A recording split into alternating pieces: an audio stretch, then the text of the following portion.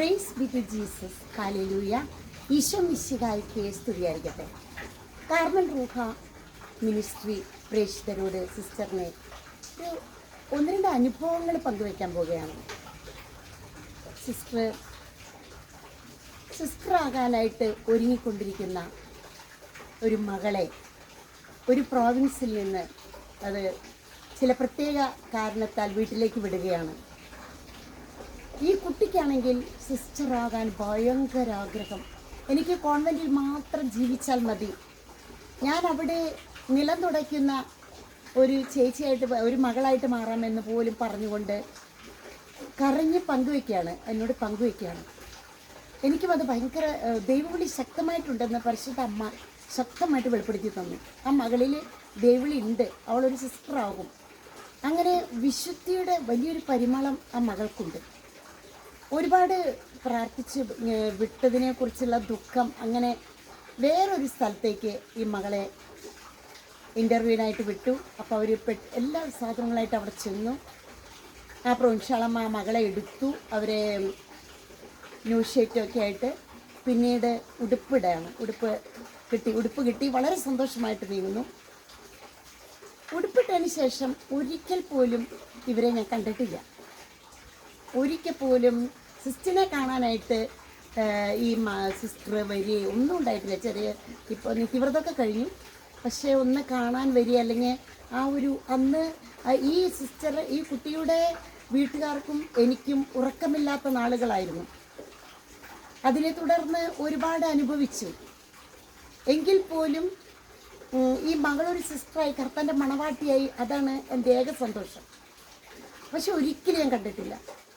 ഒരു ദിവസം പരിശുദ്ധ കുർബാന, ഈ അടുത്ത പരിശുദ്ധ കുർബാന കഴിഞ്ഞ് ഇരിക്കുമ്പോൾ, പള്ളിയിലായിരിക്കുമ്പോൾ ഈ മകളുടെ ഈ സിസ്റ്ററുടെ അപ്പനെ കാണാൻ പോകണം. അപ്പനമ്മ അങ്ങനെ സഹോദരങ്ങൾ അപ്പനെ കാണാൻ പോകാനായിട്ട് ശക്തമായ പ്രചോദനം.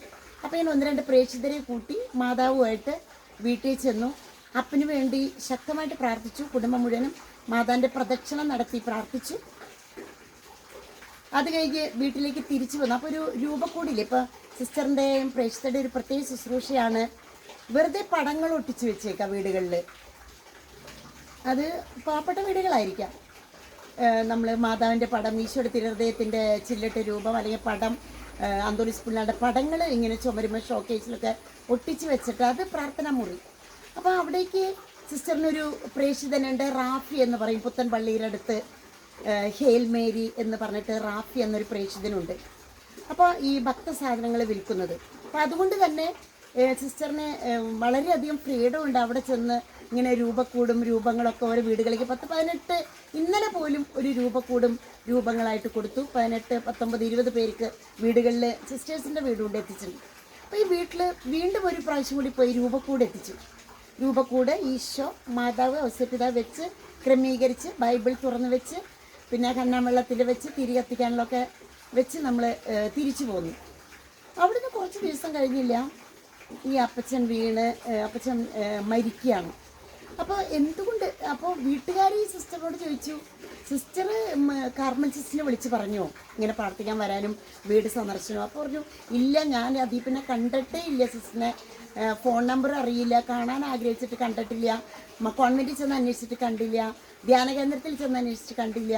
അപ്പോൾ സിസ്റ്റർ യാത്രയിലാണ്, ധ്യാനങ്ങൾ കൊടുക്കുകയാണ്, അതുകൊണ്ട് ഞാൻ കണ്ടിട്ടില്ല, ഞാൻ പറഞ്ഞിട്ടില്ല. പിന്നെ എങ്ങനെ ഇത് സംഭവിച്ചു? ആ അപ്പന് വേണ്ടി ശക്തമായിട്ട് പ്രാർത്ഥിക്കാനുള്ള വലിയൊരു അനുഗ്രഹം കിട്ടുകയാണ്.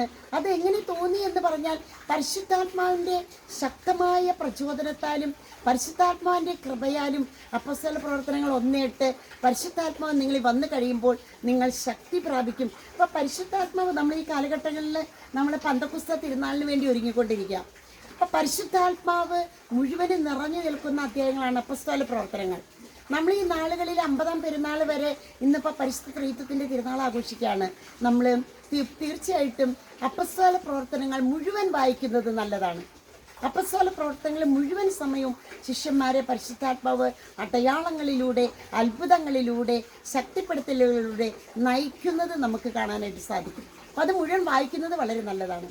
എന്തായാലും എത്ര സിസ്റ്റർ ഒരു സഹനത്തിലൂടെ കടന്നുപോയെങ്കിലും ആ മകള് ഒരു സഭയിൽ ചേരുകയും ഉടുപ്പിടുകയും വെസ്റ്റ് ഈസ്റ്റ് പോയിണ്ടായിരുന്നു. അങ്ങനെ സന്തോഷത്തോടെ ഇരിക്കുന്നു എന്ന് കാണുമ്പോൾ കണ്ണ് നിറഞ്ഞുകൊണ്ടാണ് നമുക്ക് ഇത് കേൾക്കാനായിട്ട് സാധിക്കുക. ഇത് പങ്കുവെക്കുമ്പോൾ നമ്മുടെ കണ്ണ് നിറഞ്ഞു പോവുകയാണ്. Price the lord, hallelujah. കർത്താവ് മനുഷ്യർ ചിന്തിക്കുന്ന പോലെയല്ല, കർത്താവിൻ്റെ ആകാശവും ഭൂമിയും പോലെ വിശാലമാണ്. അത്രയും വിശാലമാണ് ദൈവത്തിൻ്റെ ചിന്തകൾ. മനുഷ്യൻ്റെ ചിന്തകളും ദൈവത്തിൻ്റെ ചിന്തകളും രണ്ടും രണ്ടാണ്. ദൈവത്തിൻ്റെ പദ്ധതിയെ തകർക്കാൻ ഒരു ശക്തിക്കും സാധിക്കില്ല. ദൈവം നമ്മുടെ പക്ഷത്തെങ്കിൽ ആരും നമുക്കെതിരെ നിൽക്കും. Amen. Praise the lord, hallelujah. Amen.